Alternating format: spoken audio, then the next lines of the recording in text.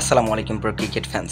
দর্শক, সাকিব আল হাসানের নামে কিন্তু একটা মামলা হয়েছে, সেটা হলো হত্যা মামলা। আর এই মামলাটি হওয়ার পর কিন্তু বাংলাদেশ জাতীয় দলের ক্রিকেটাররা এক একজন আসলে এক এক রকমভাবে নিজের মন্তব্য প্রকাশ করেছেন সোশ্যাল মিডিয়াতে এবং এই মামলার প্রতি কিন্তু প্রতিবাদ জানিয়েছেন এবং তারা বলছেন এই মামলাটি কিন্তু অপ্রত্যাশিত।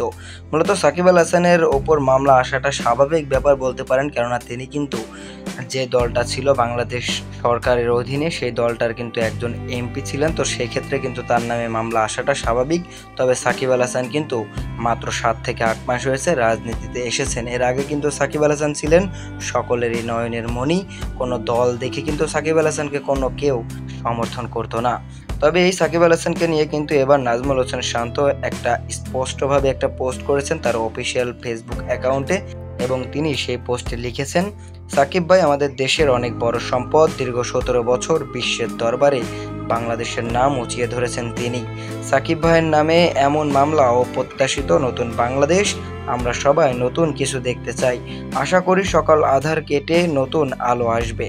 মূলত নাজমুল হোসেন শান্ত বাংলাদেশের এই অধিনায়ক, তিনি কিন্তু সাকিব আল হাসানের পাশেই রয়েছেন এবং তিনি বলছেন 17 বছর ধরে সাকিব আল হাসান এই বাংলাদেশকে কিন্তু বিশ্বের দরবারে উঁচিয়ে ধরেছেন, আর তাই তার নামে এরকম মামলা সত্যি অপ্রত্যাশিত।